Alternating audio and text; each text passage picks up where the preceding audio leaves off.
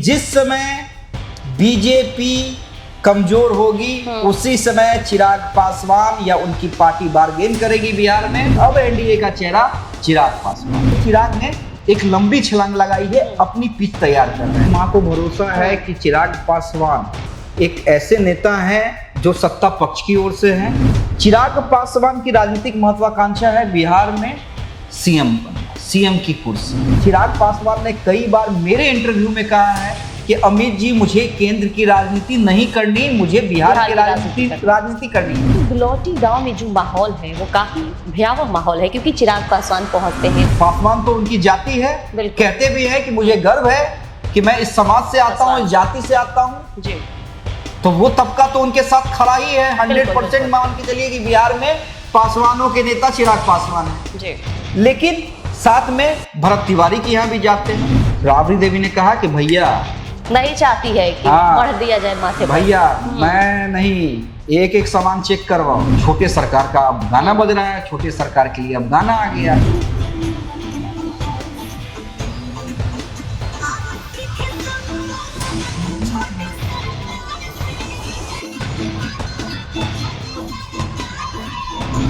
देखिए गाने का लाइन भी है, सीधे संपर्क बाटे छोटे सरकार से। वायरल क्या है में आप सभी दर्शकों का बहुत बहुत स्वागत है। मैं प्रिया राज और आप देख रहे हैं स्वराज पोस्ट। सीधे बातचीत करते हैं केंद्रीय मंत्री चिराग पासवान की। चिराग पासवान बिलौटी गांव पहुंचते हैं, जिसके बाद वहां का माहौल देखकर शायद आपके रोंगटे तक खड़े हो जाए।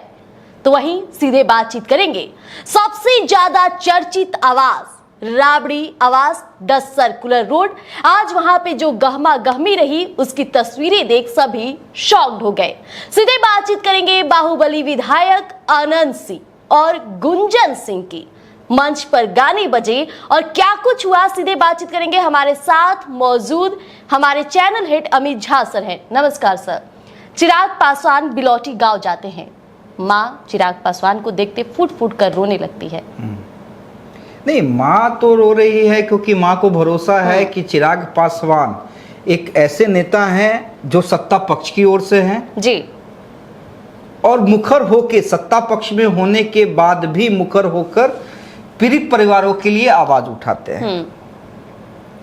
भरत तिवारी प्रकरण में चिराग पासवान पहुंचे हैं, निश्चित रूप से एक बड़ा मैसेज देने की कोशिश चिराग पासवान के द्वारा, और ये कहिए कि सत्ता पक्ष की ओर से भी कि भाई सिर्फ विपक्ष के नेता नहीं जी, बल्कि सत्ता पक्ष भी आपके साथ खड़ी है। लेकिन प्रिया, अगर मैं इसे राजनीतिक चश्मे से देखूं तो चिराग ने आज वो किया है जो शायद करने से नहीं कतराते नहीं, जिसकी उम्मीद चिराग से की जाती है, जिसकी उम्मीद चिराग से की जाती है।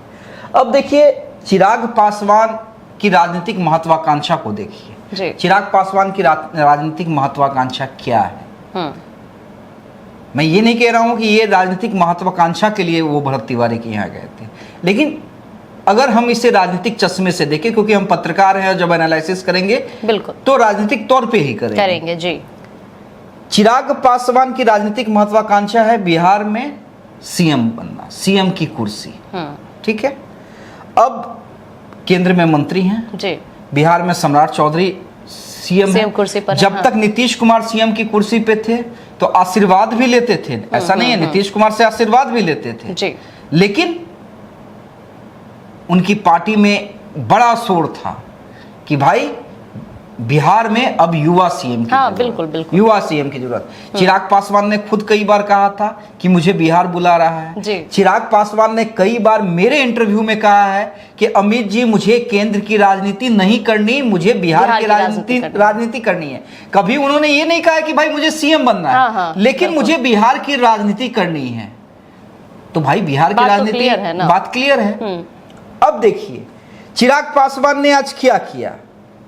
चिराग पासवान कल पहुंचे बिहार जी। कल उन्होंने अमित शाह से भी मुलाकात की बिल्कुल। और किन दो मुद्दों पर मुलाकात की? एक जो दो पासवान की हत्या हुई है, नालंदा में हुई है, और दूसरा भरत तिवारी को न्याय दिलाने के लिए। गए भी कहां? पहले गए दो पासवान जाते हैं, हाँ, जहां पे 2 पासवानों की हत्या हुई है, उसके बाद भरत तिवारी के यहाँ भी जाते हैं। यहाँ यानी जहां सेंटिमेंट है, जहां लोगों की भावना है कि भाई हमारे साथ एक बड़ा नेता, एक युवा चेहरा खड़ा है हमें न्याय दिलाने के लिए। हमारे देखिए, जो जिसका चला गया वो गम तो आप कभी दूर नहीं कर सकते हैं, लेकिन आप खड़े होकर ये दिखलाते हैं कि भाई बतौर सत्ता पक्ष का बड़ा चेहरा होने के नाते मैं आपको न्याय दिलाने के लिए खड़ा हूं, मैं आपके आंसू पोंछने के लिए खड़ा हूं। तो चिराग पासवान ने क्या क्या किया कि भाई पासवान तो उनकी जाति है, कहते भी है कि मुझे गर्व है कि मैं इस समाज से आता हूं, इस जाति से आता हूं जी। तो वो तबका तो उनके साथ खड़ा ही है। 100% मान के चलिए कि बिहार में पासवानों के नेता चिराग पासवान हैं जी। लेकिन साथ में भरत तिवारी के यहां भी जाते हैं। यानी चिराग पासवान जो बार बार ये कहते हैं कि भाई मुझे गर्व जरूर है, लेकिन मैं किसी एक जाति का नेता बन के नहीं रहना चाहता हूं, मैं एक जात में मेरी पार्टी या मैं नहीं सिमटना चाहता हूं, मैं बिहार को देख रहा हूं। उनके नारे से भी तो झलकता है बिहार फर्स्ट और बिहार फर्स्ट। वही मैं कह रहा हूं, मैं बिहार को देख रहा हूं। तो आप जब अपना दायरा बढ़ाते हैं जी, तो चिराग पासवान ने क्या किया, अपना दायरा बढ़ाया। जहां पर जीतन राम मांझी, नागमणि, खैर नागमणि का तो नाम भी लेना बेकार है। बिल्कुल बिल्कुल। लेकिन जहां पे इस सरीखे नेता सम्राट चौधरी को खुश करने के लिए उन्हें ही फंसा रहे थे।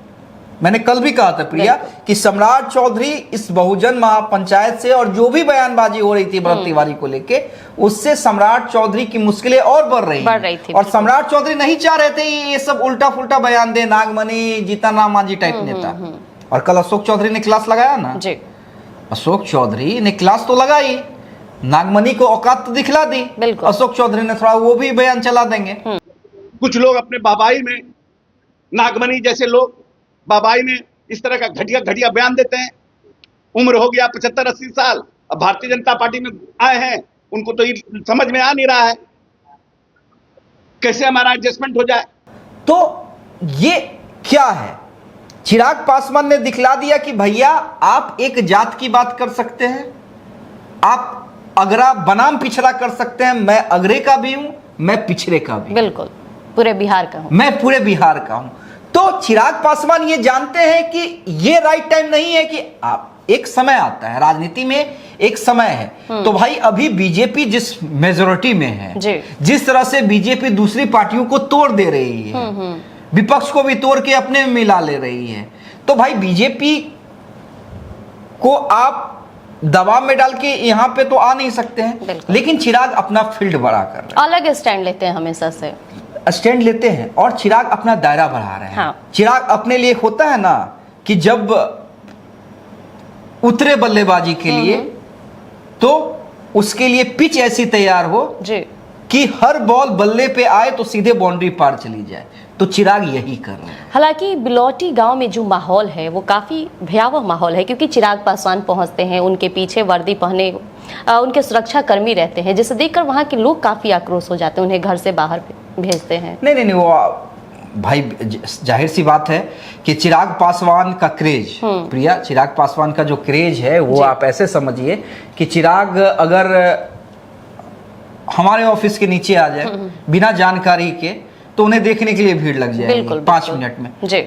तो इसमें भाई जाहिर सी बात है कि सुरक्षा कर्मी जो रहेंगे वो अपने नेता का, लेकिन चिराग पासवान इन सब चीजों से बचते हैं। हाँ बिल्कुल। हाँ, चिराग पासवान जानते हैं और वो हमेशा सुरक्षा कर्मी को, अब कोई भी बड़ा नेता देखिए, लालू प्रसाद यादव की बात कीजिए, लालू प्रसाद यादव के बारे में मैं आपको कहानी बताता हूँ प्रिया। कई बार ऐसा होता था, और लालू यादव की भी फैन फॉलोइंग भाई बिहार के ही नहीं देश के बड़े नेता रहे हैं।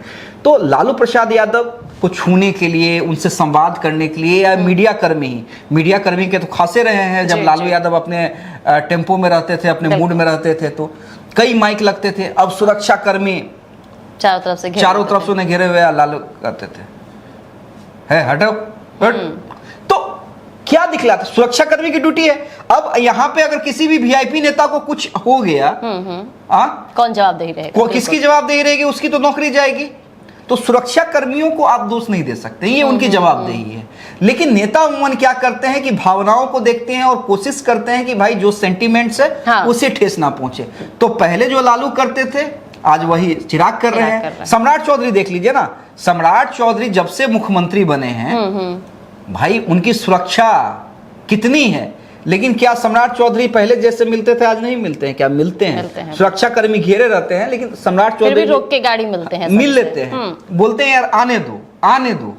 बिल्कुल, क्योंकि सम्राट चौधरी जान रहे हैं कि भाई जब मैं डिप्टी सीएम था, जब मैं बिहार बीजेपी का अध्यक्ष था, जब मैं नेता प्रतिपक्ष था, या उससे पहले कुछ नहीं था। मतलब कुछ नहीं था इन द सेंस कि एक कार्यकर्ता ही था। एक ब्रेक लगने के बाद सम्राट चौधरी ने भी लंबा सफर तय किया है, लंबा संघर्ष किया है, तब ये मेरे साथ खड़ा था, तो उसे सम्राट चौधरी भी नहीं बोलते। लेकिन सुरक्षा कर्मी की क्या ड्यूटी है कि भाई सीएम का काफिला निकल रहा है, तो सीएम है तो प्रोटोकॉल के तहत उनकी सुरक्षा घेरे होगी।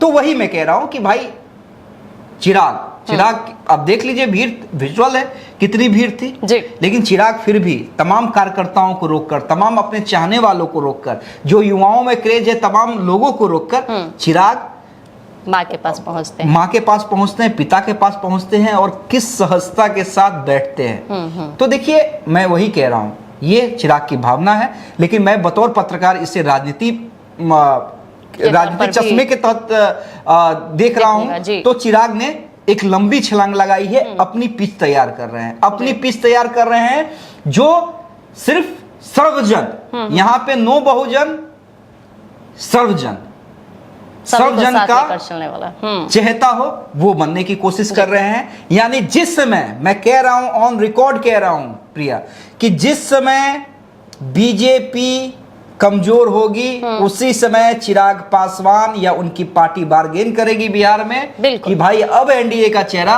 चिराग पासवान जी।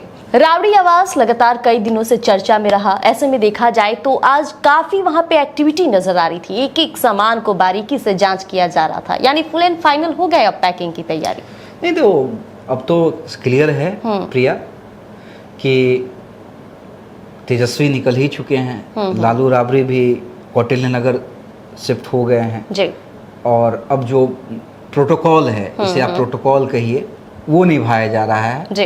राबड़ी देवी ने मांग भी की थी भवन निर्माण विभाग से कि भाई आपका जो सामान है वो आप चेक करवा लीजिए, क्योंकि कई बार आपने देखा है कि मकान छोड़ने के बाद राजनीति होती है, बिल्कुल होती है, आरोप प्रत्यारोप लगाए जाते हैं।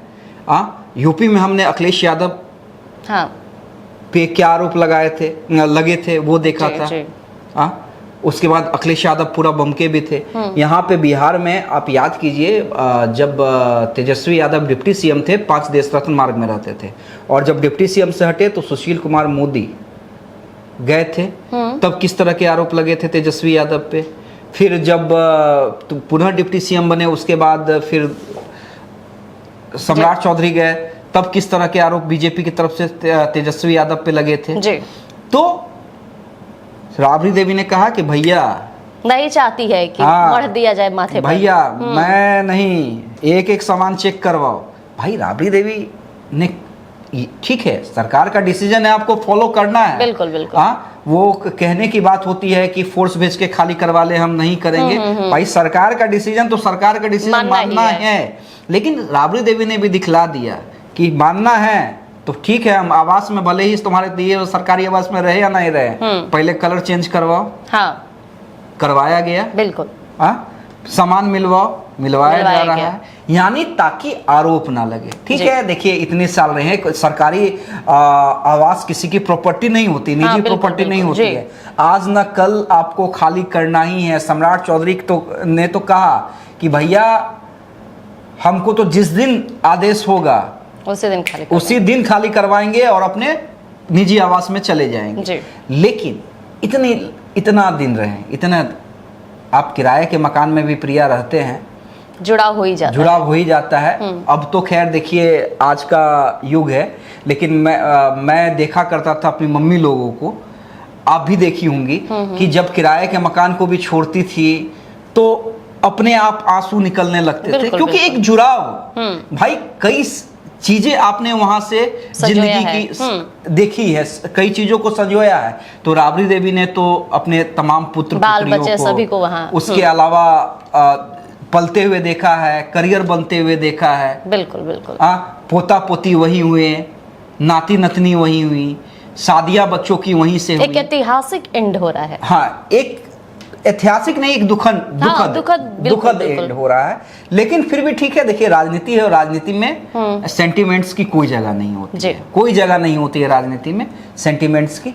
लेकिन राबड़ी देवी ने भी कहा कि भैया ठीक है, आप अपना सामान चेक करवाइए और अब हम चले। लेकिन गई कहाँ? क्वार्टर, मतलब जो हमने अपने तस्वीर में भी दिखलाया था कि भैया हम आपके दिए हुए सरकारी आवास पे नहीं, हम अपने निजी आवास पे जाके रहेंगे।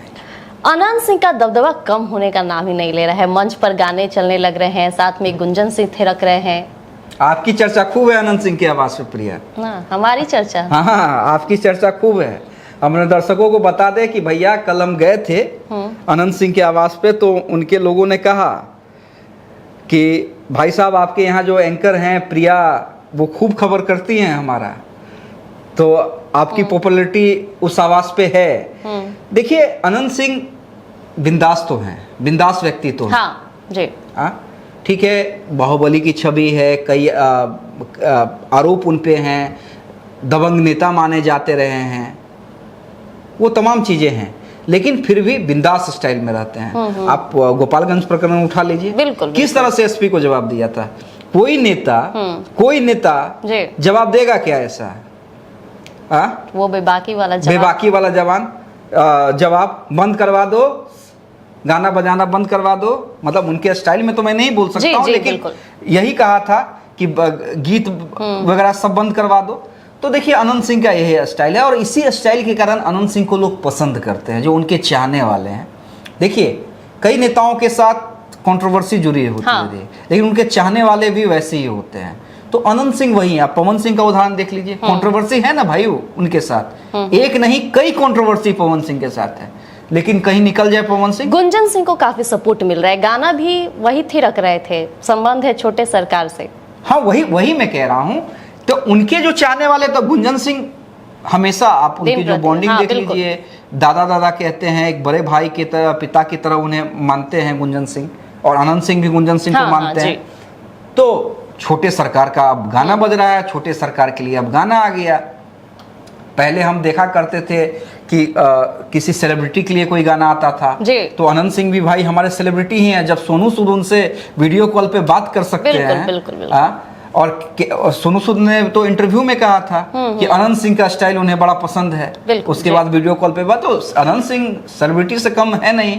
तो उनका यही अंदाज उन्हें दूसरे से अलग करता है, और यही कारण है कि भाई फेमस हैं। तो उन पे अब गाने भी बन रहे हैं। क्या लाइन था प्रिया, थोड़ा बताइए। देखिए गाने का लाइन भी है, सीधे संपर्क बाटे छोटे सरकार से। आपका संपर्क नहीं ना है।